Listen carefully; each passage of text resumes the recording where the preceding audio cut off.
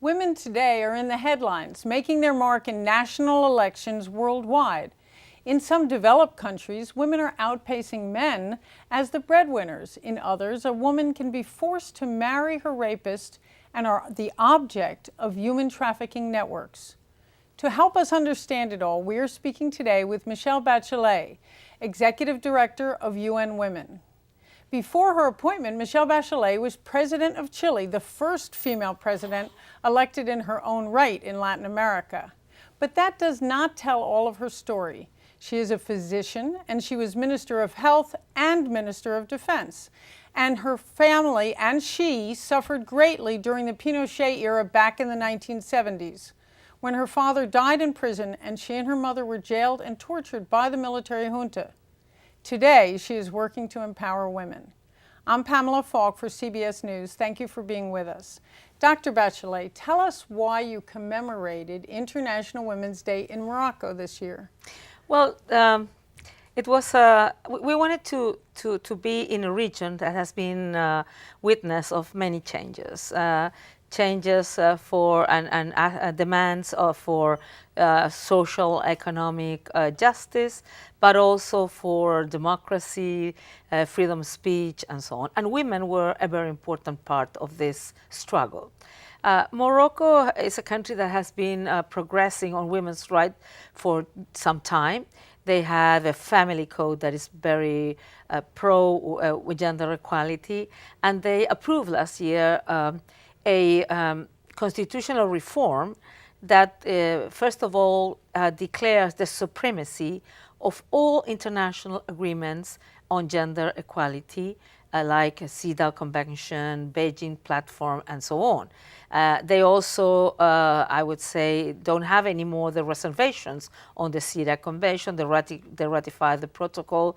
So it was a country that now is in the situation of having approved a very important legal framework, but now they need to implement those laws to ensure gender equality and women's empowerment. And we went there to say UN Women is here to support your efforts to continue progressing, making all the necessary changes in the society, laws that have to be changed and so on, so women can really have equal rights and equal opportunities. Now, on the other hand, in Morocco, there's a very recent sad case of a young woman who was raped and then forced to marry her rapist. She committed suicide.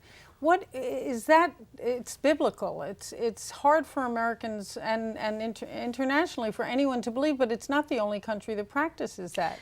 Yeah, I mean, if we look at what has happened in the last 100 years in the world, of course, women has advanced dramatically. We have women in a powerful position, in politics, in the economy. We have laws against violence against women in more than 127 countries, but still 603 million women live in countries where domestic violence is not considered a crime, or where we see early forced marriage, or we see female genital mutilation, or we see honor crimes, etc., etc. So we need to advance much more. As a matter of fact, in another law, it states in Morocco when a man had or raped or kidnapped a woman under 18 years of old, he can avoid jail by marrying her. It makes it legal. It makes it legal, yeah. So, of course, these are the kind of... really, isn't it? These are the kind of things that we need to change. We need to ensure the women's right. We need to ensure that if somebody rapes somebody, this is a crime and needs to go to the justice.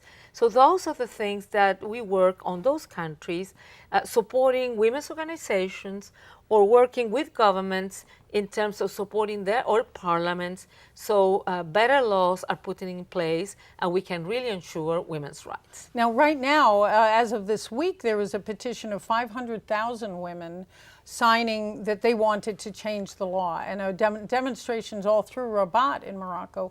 Do you think that is something that can actually change? You also have said that the Arab women are leading the Arab changes in some ways. I mean, so are women leading some of these changes? Well, I would say, unfortunately, women were part of the revolutions. They haven't been part of the solution. current situation now in many parts of the Arab Spring. Even some people have said Arab winter or whatever. I don't think it's an Arab winter. I think women are getting in power, but still not being elected enough.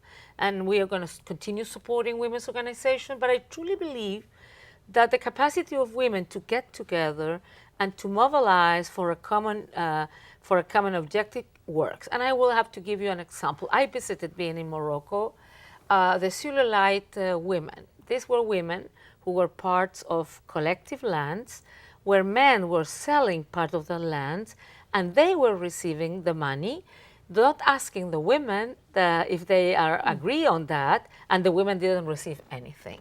So we were supporting an NGO who were helping them to be able to express themselves clearly, demonstrate, articulate their arguments. They did a lot of demonstration in different parts, and they got they got the right in Rabat, in their area, and now they're pushing that in the whole Morocco.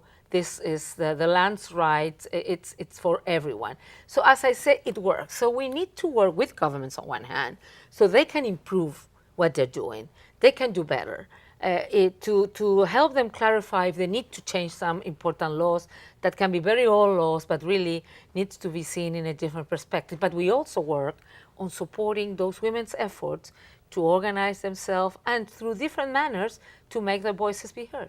Now, one of the priorities you said in this is now 1 year since UN Women was created, was the economic empowerment of women. How do you do that when in some countries women are still really not working or have a hard time working? Well, the situation is that we have two things. On one hand, if we want women to ensure women's rights, we need to give them some autonomy, some independence, because if they depend on somebody else, somebody else will make the choices for her. Is the pocketbook is the issue ultimately? I mean, to empower women is to be able to have choices. Yes. And also we see that poverty in the world has the face of a woman and a child. So it's so important that they have their own income. We also know that when women have an income, everybody wins, because usually she dedicated 90% of their income to health, to education, to food security, to the children, to the family, or to the community. So when the women have an income, everybody wins. But on the other hand, women do work today in many places. They do an unpaid work, care work every day, looking after the families, water fetching, firewood collecting, and so on. They do very precarious jobs in very informal and without contract, or with little salary or no salary at all.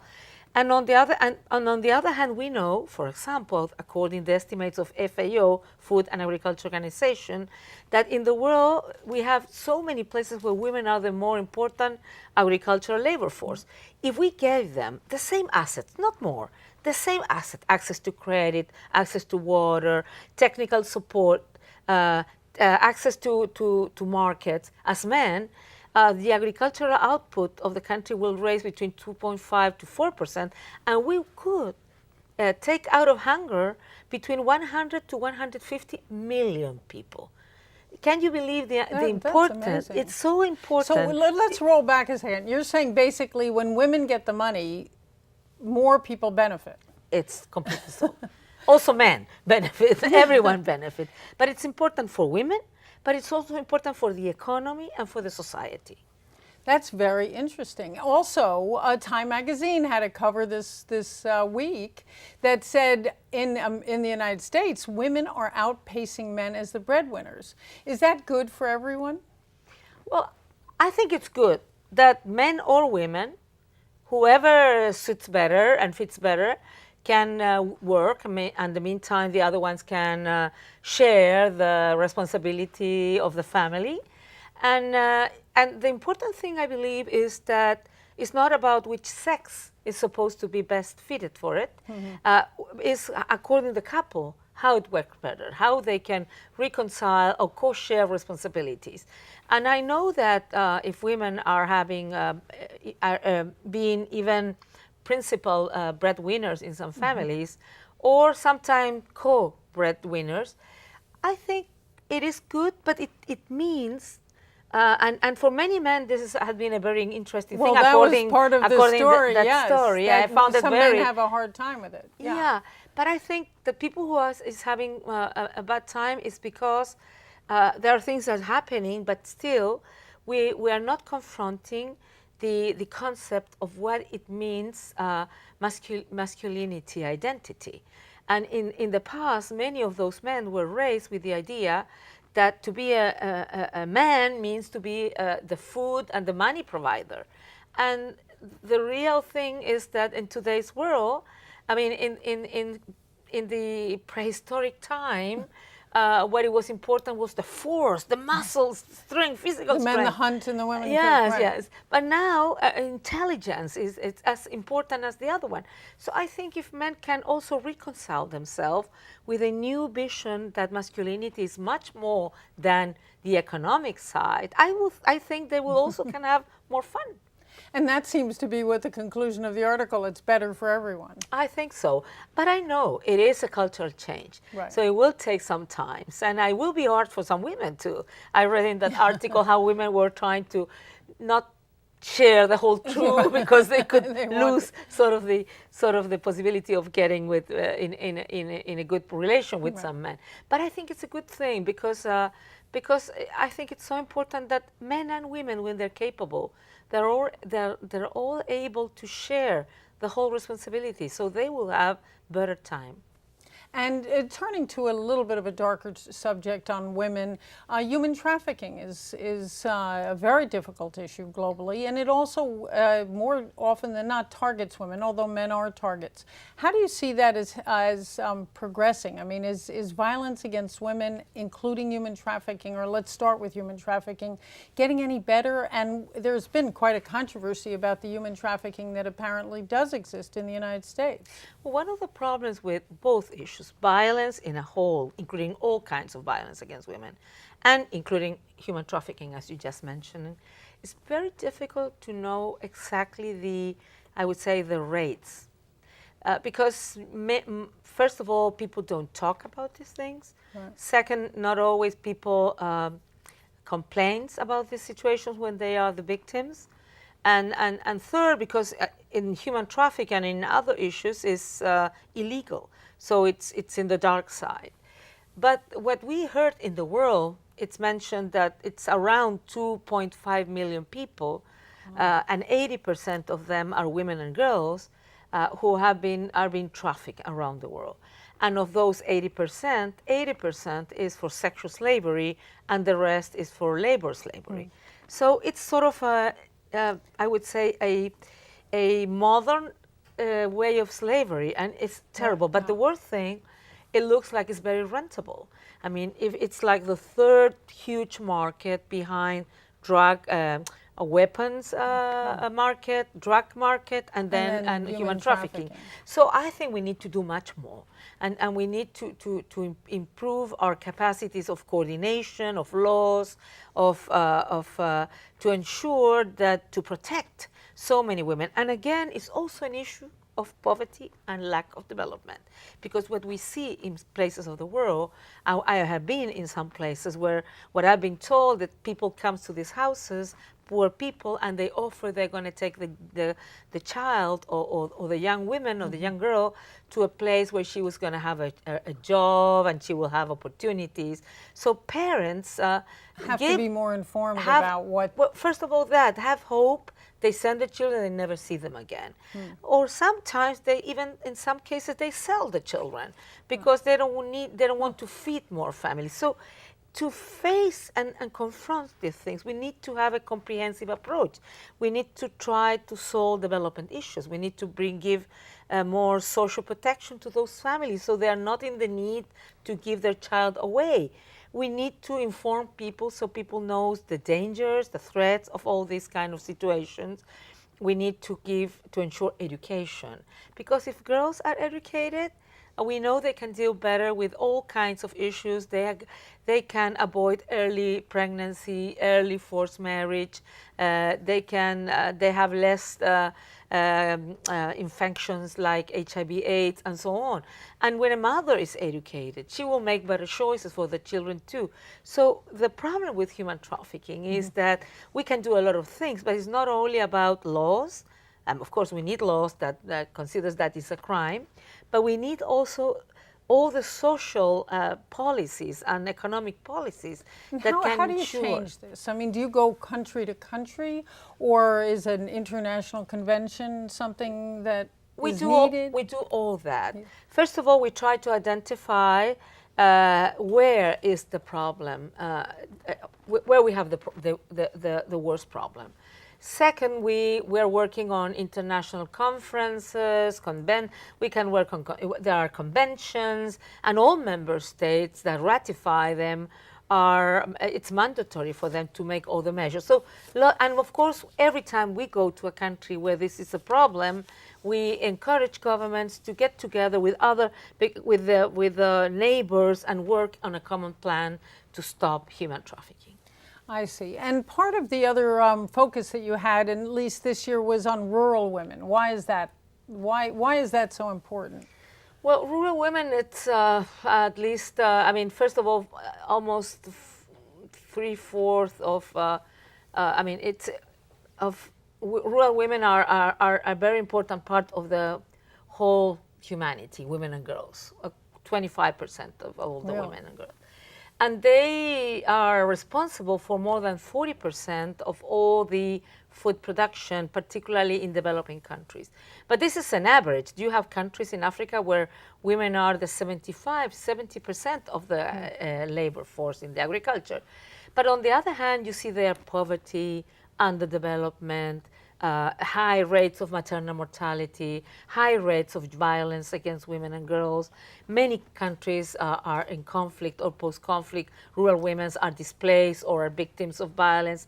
So we have, on the other hand, on one hand, they're very important and relevant for the world, for food security, but on the other hand, very bad conditions. And as I mentioned before, if we provide those women with the assets, with the support, they can really be an important contribution to the economy of the countries, also to the food production in the world. That is also a very challenging thing. So, and we know what we have to be done. And the reason was to encourage countries to make all the measures and take all the measures when they go back to their countries so they can improve women's conditions, women's rights. Because, as we always say, investing in rural women today, but investing in women all over the world is not only the right thing to do, but it's also the smart thing to do. All right. Now, two quick final thoughts and questions to you. First of all, how do you travel the world with all of these downsides? And you've had such an impact, I have to say, right in the middle of my own question. But how do you do this and stay upbeat? I mean, are you positive? I mean, do you think this is improving? I think it is improving, but I have this sense of urgency that we need to do much more and much faster. Because when you think that every 90 seconds a woman dies giving birth or due to a pregnancy or birth complication, when birth is the most natural and physiological thing, I mean, I cannot wait. or when I know that a woman, like this young girl committed suicide in Morocco, so sad, or when I know that so many women have are sort of left aside in their country's evolution, and they have ideas, opinions they can contribute. I mean, in any aspect, or when I see this, as I mentioned before, 603 million women living in countries where violence against women is not a crime, I feel we need to walk much faster and have much more progress. I think that we have been progressing, but we need to continue encouraging countries to do much better. And maybe that's why you've been traveling so much. I'm traveling to many countries to see governments, to meet with the civil society, with women's organizations, an incredible impact with in parliament, 1 year. It's hard and to also going to countries that help us fund this kind of activity, because women need much more funding on their activities. Yes, absolutely. And final is just every young woman I've ever spoken to wants to hear from you. What's the message? How do you do it? How do you stay? What is your message to a young woman? Well, How do you get through adversity? First of all, I would say, women, we can do it. We are capable of many things. We are capable of almost, I would say, anything in a positive way, I mean. But we have to learn that we cannot do it all at the same time. And we need to organize ourselves, we need to prioritize, and we need to know that, as always, we need to make choices. But I would say my main message is it can be done. When you are devoted to a noble cause, it's not only good for the people, but also for yourself, and never give up. All right. Well, I had a petition from at least 20 of my students, I teach as well, who said to convey to you, you go, woman. Thank you very much. We'll go. Thank you. With the men, too. We need the men with us championing. And we'll follow up with you. Thank you very much. For CBS News, I'm Pamela Falk from UN headquarters in New York.